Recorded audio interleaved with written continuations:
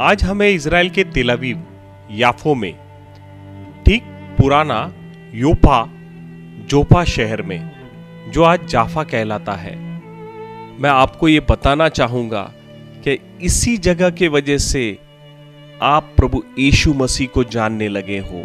हम खड़े हैं उस ऐतिहासिक जगह के सामने जहां साइमन द टेनर का घर था। यही प्रेरित पतरस रुके थे और परमेश्वर ने उन्हें एक ऐसा दर्शन दिया जिसने ईसाई धर्म को पूरी दुनिया तक फैलाने का रास्ता खोल दिया। अगर आप और बाइबल के बारे में तो हमारे वीडियो जरूर देखो। योफा, आज का जाफा, इज़राइल के तट पर तेल अवीव के दक्षिण में बसा है। यह दुनिया के सबसे पुराने बंदरगाह में से एक है, हजारों साल पुराना। यह यरूशलेम पश्चिम में है, ऊंची चट्टान पर बसा हुआ, नीचे नीला भूमध्य सागर और प्राकृतिक बंदरगाह। नाम का मतलब सुंदरता है और सच में यहां से समुद्र का नजारा दिल जीत लेता है। साइमन द टेनर का घर समुद्र के किनारे था। प्रेरितों के काम 10:6 परंपरा के अनुसार यह पुराने शहर की गलियों में है। शिमोन बुरुस्काई स्ट्रीट पर लाइट हाउस के पास, कुदमीम स्क्वायर से थोड़ा नीचे। आज ये जगह एक निजी घर है, अंदर नहीं जा सकते, लेकिन प्रवेश द्वार और लोकेशन बहुत से यात्री देखने आते हैं। यहां खड़े होकर आप पुराना बंदरगाह, जहाज और अनंत समुद्र देख सकते हैं, ठीक वैसे ही जैसे 2000 साल पहले पतरस ने देखा होगा। जोफा बाइबल काल से महत्वपूर्ण बंदरगाह रहा है। योना यही से जहाज में भागा था। नए नियम में यह जगह प्रेरितों के काम में आती है। साइमन एक चर्मकार था, जानवरों की खाल से चमड़ा बनाने वाला। यह काम यहूदियों के नियमों में अशुद्ध माना जाता था, इसलिए ऐसे लोग शहर से बाहर या समुद्र किनारे रहते थे। फिर भी पतरस ने उनके घर में कई दिन ठहरना स्वीकार किया। यह अपने आप में एक क्रांतिकारी कदम था। आज यह जगह क्रिश्चियन तीर्थयात्रियों के लिए बहुत महत्वपूर्ण है। यहां कोई बड़ा चर्च नहीं, लेकिन सेंट पीटर्स चर्च जाफा में इसी घटना से जुड़ी परंपरा रखती है। यह घटना ईसाई इतिहास में टर्निंग पॉइंट है, जब विश्वास सिर्फ यहूदियों तक सीमित नहीं रहा, बल्कि सब जातियों के लिए खुल गया। सबसे महत्वपूर्ण अध्याय, कर्नेलियुस एक रोमी सिपाही को दर्शन हुआ कि पतरस को बुलाओ। उधर पतरस साइमन की घर की छत पर प्रार्थना कर रहे थे। पतरस अगले दिन प्रार्थना करने को छत पर चढ़ गए। उसने प्रकाश को खुला देखा और कोई बर्तन जो चादर के समान था, उसमें पृथ्वी के सब प्रकार के चौपाए, रेंगने वाले जंतु और आकाश के पक्षी थे। और उसने उनसे कहा, हे पतरस, उठ, मार और खा। पतरस ने कहा, ऐसा ना हो प्रभु, क्योंकि मैंने कभी अशुद्ध व अपवित्र वस्तु नहीं खाई। फिर दूसरे बार उसने कहा, जो परमेश्वर ने शुद्ध किया है, तू उसे अशुद्ध ना कह। यह दर्शन 3 बार हुआ।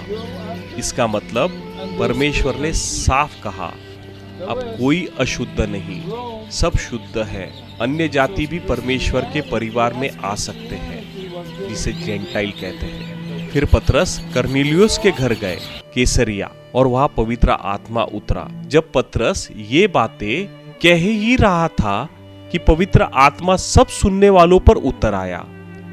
तब पतरस ने कहा, क्या इनको जल से बपतिस्मा देने में किसी को रोक सकते हैं, जिन्होंने हमारे नई पवित्र आत्मा प्राप्त किया है? यह पहली बार था कि किसी जेंटाइल को बिना यहूदी रीति से ईसाई बनाया गया। यह घटना ईसाई मिशन को पूरी दुनिया के लिए खोलने वाली थी। प्रेरित 1:8 की भविष्यवाणी पूरी हुई। साइमन द टेनर का घर सिर्फ एक ठहरने की जगह नहीं, यह वह जगह है जहां परमेश्वर ने दीवारें तोड़ी। सिखाती है परमेश्वर का प्रेम जाति, धर्म, पेशे से ऊपर है। सबके लिए दरवाजा खुल गया। दोस्तों, साइमन द टेनर का घर सिर्फ पत्थर की इमारत नहीं, यह आस्था का टर्निंग पॉइंट है। आज भी यहाँ आकर लोग प्रार्थना करते हैं और याद करते हैं कि परमेश्वर सबको बुलाता है। अगर आप इज़राइल में हो तो पुराने जाफा घूमें, यह जगह जरूर देखें। व्लॉग कैसे लगा कमेंट में बताएं। प्रेरित 10 का कौन सा वचन आपको सबसे ज्यादा छुआ? लाइक शेयर सब्सक्राइब करें, बेल आइकन दबाएं। अगले व्लॉग में मिलते हैं किसी और बाइबल की जगह पर।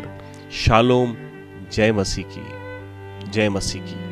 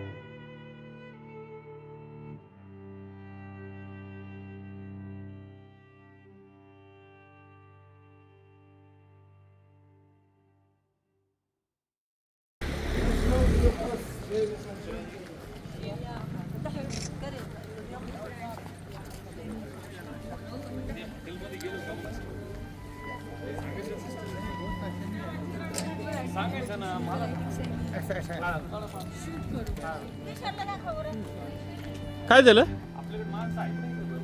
काय झालं? हा, मला म्हणायचं नाही तर मग इथे मॅकॅनिक आहे सारे पॉप्युलेशन कमी आहे ना, तर त्या मानाने त्यांचं हे जर आपण संध्याकाळी उजेडात आलो असतो ना, तर इथून तो जुना बंदरगाह दिसतो सगळा, ओल्ड, त्याचे रिमेन्स, आणि खूप सुंदर हा मेडिटेरियनचा व्ह्यू दिसतो आपल्याला. म्हणजे Jaffa is old and Haifa is new. त्यामध्ये हायफाच्या बिल्डिंग्स दिसतात समोर सगळ्या. कोणतं हे चर्च आहे ना, चर्चचं टावर नाही का ते बेल? हा, like for 3 days.